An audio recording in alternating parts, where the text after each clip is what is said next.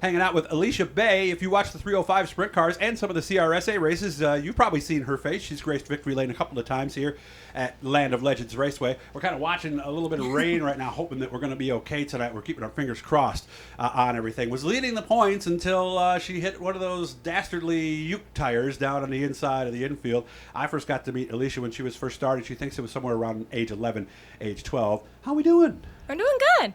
How's everything? Let's start with all the stuff away from racing. You cut hair. Alicia's cut and curl right there. Yep. On, what's it, 21? It's Route 21. Okay. Right at the body shop, actually. We have a business all in one. Dad's body shop, my salon, Mom's graphic business. So we're all in one big building. Oh, so wreck your car, get a haircut, and get some new graphics. There you go. All in one stop Perfect. shop. And haven't I seen you doing haircuts in the pits on occasion? Was it Tanner or somebody else maybe? Oh, yeah. I used to, well, if anybody needs a haircut, I have them sit on a tire and do their haircut. Nothing but luxury, right? It's the Right. full, luxurious, pampered experience. Yeah. Even in the pit. So if she's booked up on Saturday, you could set her up for maybe 4:15, 4:30 here in the pit area. Yeah, there you go. Right? That'd There you be go. great. All right, it's a whole new...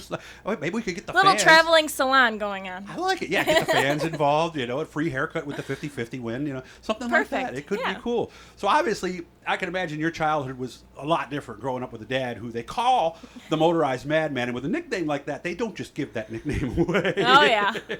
What was that like? We're going a to the big, crazy racetracks? family. What was that like as a kid? Because that's probably all you knew, right? That's all we do. That's all I've grown up doing is racing, and all Saturday nights, even Fridays, we're at the racetrack. So now I'm bringing up a 4-year-old, and he gets the same luxury of life that I had when I was a kid, coming here, and this is all he's gonna do. So when you were 5, 6, and starting to become old enough to actually see what's going on, was that always your dream?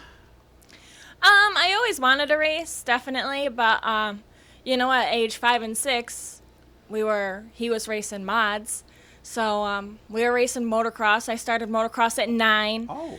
That's how I kind of got my foot in the door with racing, and then I started jumping like crazy jumps, and we're like, all right, we need to get into something a little bit safer. So we ended up going to Paradise and looking at a micro sprint, and that's where we are now. Why, did you have a couple scary incidents in the motocross where your family or maybe even you said, I don't know about this? Dad broke his leg pretty bad, Okay. and after that, we just kind of veered our way. And What, Dad was doing it with you? Yep. Oh. Yeah, we were both racing motocross at Hogback, or we were running the series that they have. Okay. Going to different tracks and camping the weekends, and it was pretty fun. Okay. Now, you got to be in pretty good shape to do that.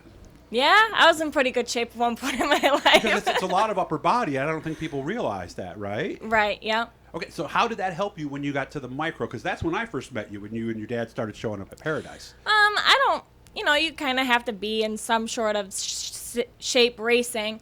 But really, I don't really work out. I don't eat healthy, but, just kind of going with the flow. Well, life. I guess the way I was going was, a lot of people have told me that motocross, you have to be very aggressive to pass. So you learn lines, you learn what it's like to be sliding it out of control. Yeah. So when you do get in a car, it's somewhat familiar. Is that right?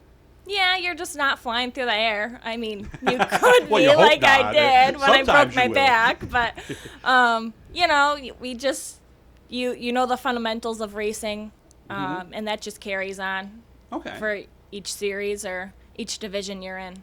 I remember, and I'm going to bring this up, not in a negative way, but just to remind people of all the little things that are going. I remember you were in a hot lap session at Weedsport.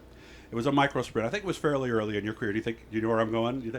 You were going to pull into the pits, and you didn't tug the wall enough, and somebody snuck the outside, ended up wrecking you and another car. There's a lot of little things like that, little etiquette things that motocross and other stuff doesn't teach you, that you almost have to learn the hard way, right? Right, you need more or less in these cars, you need to know the diameter of your car. In motocross, it's you on a dirt bike in between you, so you There's don't no really front have to bumper, worry there's about no side that, rub right? rail. Yeah, there's no big right rear sticking out. Right. So you just need to really know the width of your car to really know your surroundings. So you probably thought you were up high enough. And Right, realized yeah. quickly, oh crap.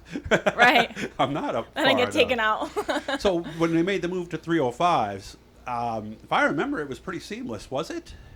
Yeah, we went right from micro sprints. We won pretty much everything in the micro sprint division. They had amateur, semi-pro, pro over at Paradise when the micro sprints were really Oh, big. that's right, I remember that. And I won amateur, semi-pro, and a pro. So we were like, all right, now it's time to kind of move up in the ranks. And, we came here and, Dad's won several championships. I won last year's championship. So we're doing pretty good here. Do you still do some 360 stuff here and there? If I do any 360s, I normally run my 305. We just have one 360 motor right now, and Dad normally runs it. But, I run my 305 with them, and I'm just as competitive. Nice.